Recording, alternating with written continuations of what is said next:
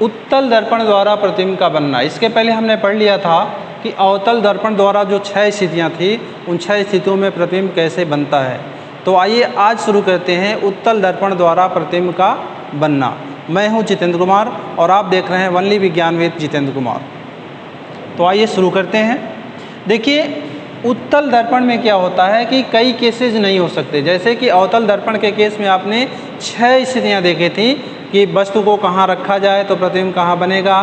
तो उसमें हमने देखा था कि अगर अवतल दर्पण है तो अवतल दर्पण में आपने देखा था कि कुल 6 स्थितियाँ थी, क्योंकि वक्रता केंद्र था, यहाँ फोकस था, फिर अनंत था, अनंत पर था, फिर अनंत और वक्रता केंद्र के बीच में आया, फिर वक्रता केंद्र पर आया। देखिए किस जैसे बढ़ता गया था, अनंत पर था, फिर वक्रता केंद्र और अनंत के बीच में कहीं रखा गया वस्तु को, फिर वक्रता केंद्र पर रखा गया, फिर वक्रता केंद्र और फोकस पर रखा गया, फिर फोकस पर रखा गया और फिर फोकस और पोल पर रखा गया। तो इस तरह से देखिए फोकस और पोल के बीच में रखा गया। तो इस तरह से आपने 1, 2, 3, 4, 5 और 6 स्थितियाँ प्राप्त की थी। किसके केस में? अवतल दर्पण के केस में। लेकिन यही अगर हम उत्तल दर्पण का केस देखें, उत्तल दर्पण, ये ध्यान दीजिए। अब अगर उत्तल दर्पण के केस में देखें तो ये मान लीजिए उत्तल दर्पण है। अब इसमें उत्तल दर्पण में आप देखते हैं कि पोल यहाँ है, यहाँ फोकस है और यहाँ वक्रता केंद्र है। अगर वस्तु को हम इस साइड में रखें तो यहाँ पर रखने का कोई महत्व नहीं है, कोई मतलब नहीं है, क्योंकि ये रफ सरफेस है। किरण तो इधर से परावर्तित होगी, किरण तो इस तल से परावर्तित होगी। तो इधर हम कहीं भी वस्तु को रखें, इस वस्तु को रखने का इधर कोई मतलब नहीं है। यानी ये 6 स्थितियाँ जो अवतल दर्पण के केस में मिली थी, यहाँ पर वो नहीं मिलने वाली हैं। यहाँ केवल एक स्थिति दिख रही है और वो है दर्पण के सामने। यहाँ पर न तो आप फोकस देख रहे हैं, न तो वक्रता केंद्र देख रहे हैं, केवल आप देख रहे हैं कि दर्पण के सामने। अब दर्पण के सामने कहाँ हो सकता है? तो वस्तु बहुत दूर हो सकता है या दर्पण के कहीं नज़दीक हो सकता है। अब यहाँ पे दर्पण के नज़दीक मतलब पोल के नज़दीक, दर्पण के सामने, ये कहीं रख सकते हैं। तो स्थिति यहाँ पे केवल ये कहिए कि या तो ये कही है या कहिए कि बहुत आप कर सकते हैं तो 2 स्थिति बना सकते हैं कि एक अनंत पर है और एक दर्पण के नज़दीक है। तो आइए देखते हैं पहली स्थिति। हालांकि वो कोई पहली और दूसरी नहीं है, पहले हम बता दे रहे हैं कि ये स्थिति जो है हम केवल ये कह रहे हैं कि दर्पण के सामने है, यानी दर्पण से बहुत दूर है तो हम अनंत मान रहे हैं, और दर्पण के नज़दीक है तो कोई एक स्थिति मान ले रहे हैं।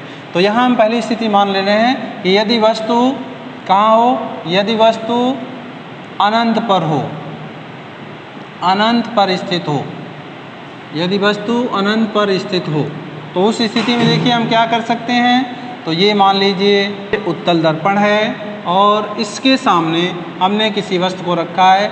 अब सामने न करके हम कह रहे हैं कि वस्तु कहाँ है? अनंत पर है, यानी बहुत दूर है। तो अनंत से आने वाली किरणें क्या होती हैं?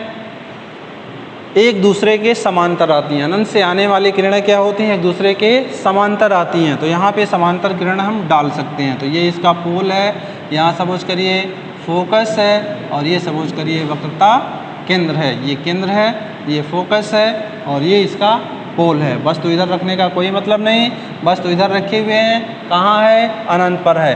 तो अनंत से आने वाली किरण दर्पण के क्या हो सकते हैं? आपस में क्या हो सकती हैं? समांतर हो सकती हैं। तो अब यहाँ ध्यान दीजिए, अगर हम ऐसे किरण डालें, ये देखिए, अगर ये किरण मान लीजिए फोकस से जा रही है ऐसे, अब यहाँ पे आपको कन्फ्यूजन हो जाता है। अब आपको ये कन्फ्यूजन होने लगता है, ये चूँकि ये किरण फोकस पे यहाँ तो जाएगी नहीं, तो आपको लगता है यहाँ से ऐसे निकल जाएगी, इधर कहीं जाने का कोई मतलब नहीं। भाई परावर्तन हो रहा है, दर्पण के अंदर तो जाएगी नहीं। तो परावर्तन का मतलब क्या होता है कि ये मुख्य अक्ष के समांतर ऐसे निकल जाएगी। और दूसरी किरण कहाँ से डाली जा सकती है? मान लीजिए वक्रता केंद्र से डाल रहे हैं तो वक्रता केंद्र से ऐसे ही निकल जाएगी। अगर मान लीजिए हम ऐसे डालें, ये कहाँ से? ये वक्रता केंद्र से ऐसे सपोज करिए, ये वक्रता केंद्र की ओर ऐसे जा रही है, ये वक्रता केंद्र की ओर जा रही है। तो वक्रता केंद्र की ओर ऐसे जाएगी तो क्या होगी? उसी मार्ग से वापस भी लौट जाएगी, लौट गई। यहाँ ध्यान दीजिए, मान लीजिए दोनों किरणें क्या हो रही हैं? अनंत से आ रही हैं। तो अनंत से आ रही हैं तो आपस में क्या होंगी? समांतर होंगी। और यदि समांतर होंगी तो ये देखिए हमें दो किरणों का पता होना चाहिए को कहाँ से जाएं। एक जो है उसके मान लीजिए फोकस से जा रही है, एक जो है वक्रता केंद्र की ओर जा रही है। चूँकि उत्तल दर्पण है तो अंदर तो किरण ऐसे जाएगी नहीं, यहाँ तक तो आएगी नहीं, वो यहीं से कहीं परावर्तित होगी। तो अब देखिए ये जो किरण जो फोकस की ओर जा रही है, दर्पण के परावर्तित होकर क्या होगी, मुख्य अक्ष के समांतर हो जाएगी। और दूसरी जो किरण वक्रता केंद्र की ओर जा रही है वो क्या होगी, फिर उसी मार्ग से वापस लौट जाएगी। अब अगर इस किरण को इधर बढ़ाया जाए, चूँकि इधर तो कहीं ये मिलने वाले नहीं है, लेकिन यदि इन किरणों को ऐसे देखिए पीछे बढ़ाया जाए तो लग रहा है यहाँ कहीं मिल रही है। यानी जो प्रतिबिंब बनेगा ऐसे देखिए यहाँ पर कहीं बनेगा, सीधा बनेगा, आभासी बनेगा। तो ये स्थिति देखिए आपको कि फोकस पर बनेगा। देखिए कहाँ बना, फोकस पर या फोकस तल में। और इस ये क्या होगा, वस्तु से बहुत ही छोटा होगा, क्योंकि जो प्रतिबिंब होगा अनंत पे है, सॉरी, चूँकि ये वस्तु होगा वो अनंत पर है, तो अनंत पे होने का मतलब क्या है, बहुत बड़ा होगा। और इसका प्रतिबिंब क्या हो गया, फोकस पे बन रहा है, और फोकस पर प्रतिबिंब क्या होगा, बहुत ही छोटा बनेगा। कैसा बनेगा, सीधा बनेगा और आभासी बनेगा। तो मतलब ये हो गया कि इस स्थिति में वस्तु का प्रतिबिंब कैसा बनेगा, वस्तु का प्रतिबिंब बहुत छोटा, सीधा, आभासी और कहाँ बनेगा, दर्पण के फोकस तल में, या कह लें फोकस तल में, या कहिए फोकस पर बनेगा। तो ये एक स्थिति बन रही है उत्तल दर्पण में। अगला देखिए, अगर मान लीजिए वस्तु को इसके नज़दीक ला दें, तो नज़दीक लाने में क्या होगा, तो वस्तु को यदि दर्पण के निकट रखा जाए, नेक्स्ट है यदि वस्तु को दर्पण के निकट रखा जाए, दूसरा यदि वस्तु को कहाँ रखा जाए, दर्पण के निकट रखा जाए, यानी दूसरा कंडीशन है यदि वस्तु को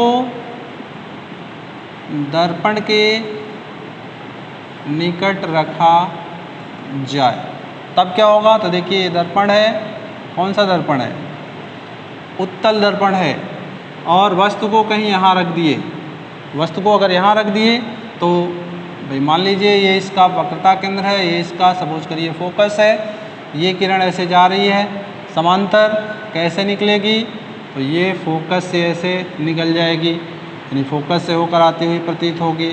और दूसरा है कि यदि किरण कहाँ से जाए, वक्रता केंद्र से जाए, तो ये किरण मान लीजिए ऐसे वक्रता केंद्र से जा रही है, ऐसे देखिए जा रही है, तो वक्रता केंद्र से जा रही है तो उसी मार्ग से वापस लौट जाएगी।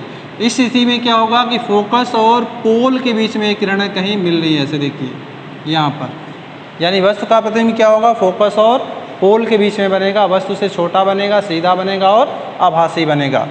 तो क्या होगा, वस्तु का प्रतिबिंब कैसा बनेगा, फोकस और पोल के बीच में, यानी ध्रुव तथा फोकस के बीच में वस्तु से छोटा, सीधा एवं आभासी बनेगा,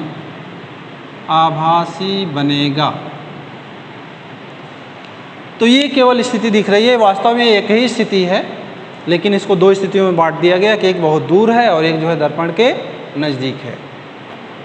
तो आज के लिए बस इतना ही, अगले वीडियो में हम फिर मिलते हैं। अगर आपको ये वीडियो अच्छा लगा है तो चैनल को सब्सक्राइब करिए, वीडियो को लाइक करिए, अपने फ्रेंड्स को शेयर करिए और कमेंट ज़रूर करिए, ताकि इसमें जो भी कमियां हैं उसको और सुधार किया जा सके। धन्यवाद।